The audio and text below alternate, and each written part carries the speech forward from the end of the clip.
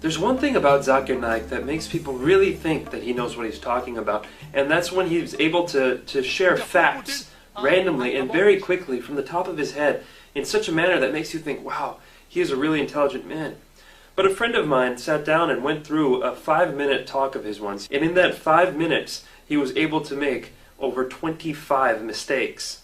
Charles Darwin went on an island by the name of Calotropis. There is no such island as the Calotropis Islands anywhere. It was actually the Galapagos Islands that Darwin visited, where he found finches. And there he found birds pecking at niches.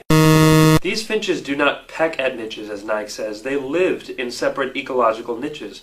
Depending upon the ecological niches they pecked, the beak kept on becoming long and short. The differences Darwin observed between these finches were far more than simply beak length. They included differences in color, size, mating behavior, songs, and preferred food. This observation was made in the same species, not in different species. Darwin's observations of varying beaks were made on 14 different species of finches, not just one, as Dr. Naik claims. The beak length actually did not vary within the species. Charles Darwin wrote a letter to his friend Thomas Tomton. All of Darwin's published correspondence is printed and even available electronically online, and it contains no record of anyone named Thomas Thrompton. Charles Darwin himself said that there were missing links. He didn't agree with it. Darwin admitted that there were missing links, but that does not mean he disagreed with his own theory. He simply predicted where the missing links would be found. The reason is because that if you analyze the church was against science previously. The church was never against science. Almost all the great European scientists of Galileo's time, including Galileo, were devout Christians. People like Newton, Copernicus, Kepler, Boyle, Linnaeus, Pascal were all committed believers in the Bible. And you know the incidents that they sentenced Galileo to death. Galileo, a devout Catholic, was never sentenced to death. He was sentenced to life imprisonment on June 22, 1633, and then that sentence was commuted to house arrest. He died more than 8 years later on the evening of January 8, 1642, of old age. Galileo believed that his theories fit with the Bible, and he wrote a book arguing this based on early interpretations of Christians like Augustine. Naik goes on to make the same false statement 2 more times, but let's only count it as one factual error. So all the scientists, most of them, they support the theory because it went against the Bible, not because it was true. Actually, most scientists did not support Darwin's theory for many years, and most of these same scientists revered the Bible. Basically, this account by Dr. Naik is a total fabrication. All the sages, Lucy, there were 4 hominids. Everything Dr. Naik says here is wrong. There is no such word as hominids. He must mean hominids. Science tells us there are 4 hominids. There are not a mere 4 hominids. There are at least 14. First is Lucy, along with its guide Australopithecus. There is no such hominid as Dasnopithecus.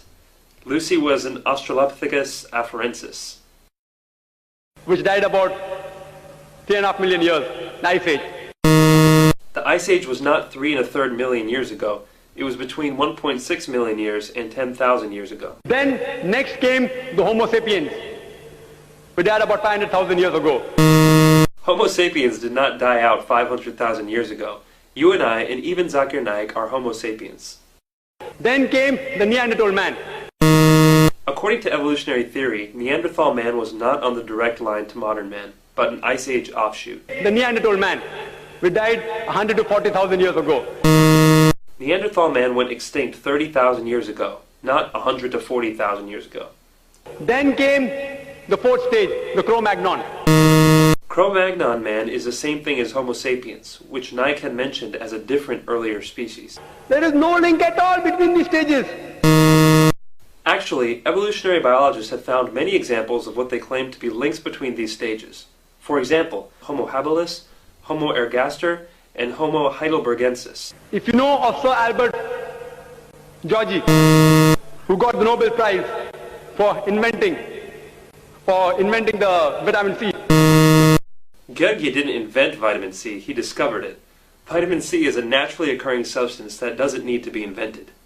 He wrote a book, The Crazy Ape and Man, against Darwin's theory.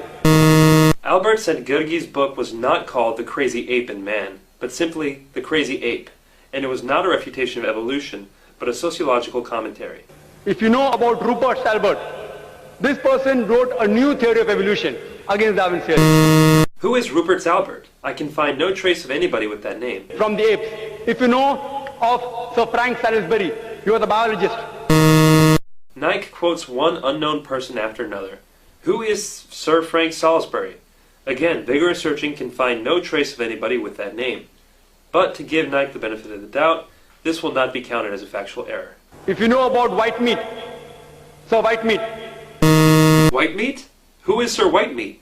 For the fourth time, no trace can be found of anybody with this name. At lower levels, an amoeba, at lower species level, amoeba can change to paramecia. There is no such thing as paramecia. Perhaps he means paramecium. But the evolutionary change of an amoeba to a paramecium is far more dramatic biologically than the relatively small biological difference between apes and humans. According to Francis Crick, who's authority in this field, he said it is unimaginable. There is no such person as Francis Crick. Naik probably means Francis Crick, the co-discoverer of DNA. Francis Crick believes fully in evolution.